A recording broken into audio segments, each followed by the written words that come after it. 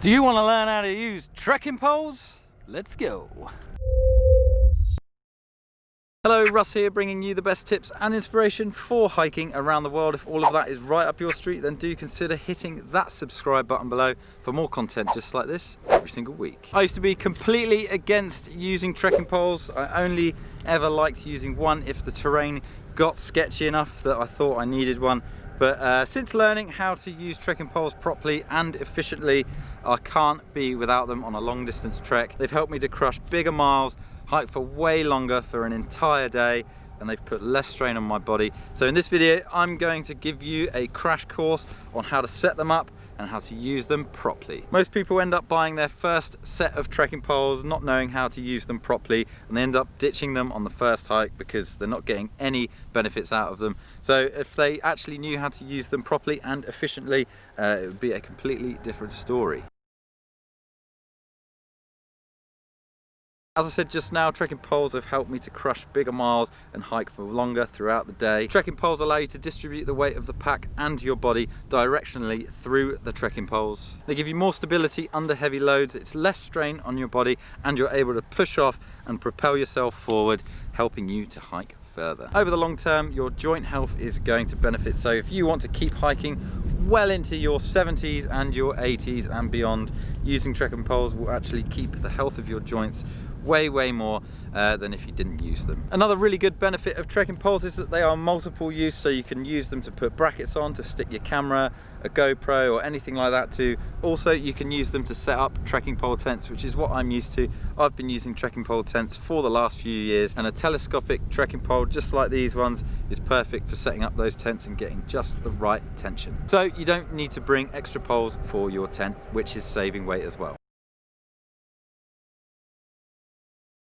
It's definitely best to use trekking poles on long, consistent stretches of trail, whether that be uphill, downhill, or on flats. As long as it's a long, consistent stretch, that's when it's best to use them. I definitely prefer trekking poles just like these with telescopic shafts and flip locks on each of the shafts. They're much more reliable, they're much stronger, they're easier to use with gloves on, and they haven't failed me once. I really don't like those twist adjust ones. There's a lot more that can go wrong in the mechanism and they will easily fail on you. I definitely prefer trekking poles with a cork handle. They wick off sweat, they're more comfortable, you get less blisters on your hands, and they will actually form to the shape of your hand. That's what I've been told. I haven't really noticed with these trekking poles, but over time maybe they have. Cork handles are also much lighter than the rubber ones. The rubber ones that I had on my Lecky trekking poles gave me quite a few blisters and lots of sweaty palms. In terms of the materials, I definitely prefer carbon fiber because it's much lighter and it's very strong compared to aluminium. Aluminium, for its weight, isn't as strong as carbon fiber. So now I'm going to show you how to set up your trekking poles properly. If you're going uphill, sometimes you can have a little bit less length. If you're going downhill, have a little bit more. But the way that I set them up is a good all-rounder, because changing them every time you're going up and down a hill is a bit of a faff. It's best to have both telescopic shafts at a similar length, but the first telescopic shaft I tend to put at a bit of a shorter weight. The first one I tend to put at about, say, 120, 125, let's say 120. And the second telescopic shaft I tend to put at about 130 with these particular trekking poles. Now I've got the trekking poles at the right length, it's time to just test them on the ground by putting the end of the pole next to your foot on flat ground. Your arms should be relaxed and at a complete right angle. So it shouldn't be like this, it shouldn't be like this, just relaxed at a right angle. For me, this is a really good length to have for both up and downhill. A lot of trekking poles come with a rubber cap. That is to protect the tip of the trekking pole. Unless you're walking on flat pavement or roads, it's best to take that off, because these carbine tips that are on the bottom are actually good enough for mud, grass, dirt, snow and ice. So yeah, very good to have the rubber tips off most of the time. The proper way is to come through the bottom and have the strap at your wrist with your thumb over the top of the strap. Okay, so let's do that again. So you put your hand from the bottom first all the way up through the loop, thumb included, and then you switch around and then you let all of the weight sit on the bottom of your thumb and at the bottom of the wrist. It feels like the weight is distributed around the back of your thumb like this and around the bottom of the wrist.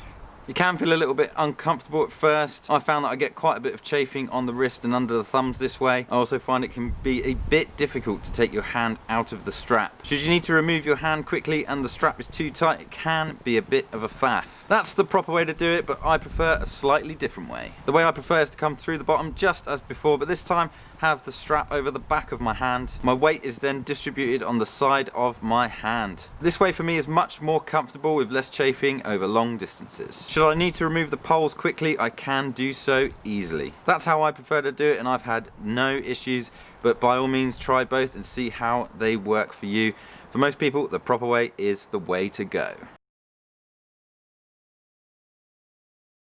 Okay, so now I'm going to show you how I use my trekking poles on flat, uphill and downhill sections of trail. Whether you're walking on flat, uphill or downhill terrain, you always use trekking poles asymmetrically, which gives you the effect of walking on all fours. When I say asymmetrically, all that means is when your right foot goes forward, your left pole should go forward with it, and vice versa. When your left foot goes forward, your right pole goes forward with that. As you're walking forward, the poles should be parallel with your leading foot on the opposite side. What you'll also notice is as I've been walking with the trekking poles, they've been pointed slightly forward at about 70 degrees, and that enables me to basically push off and propel myself forward with every stride. The trekking poles should always be angled forward in your direction of travel.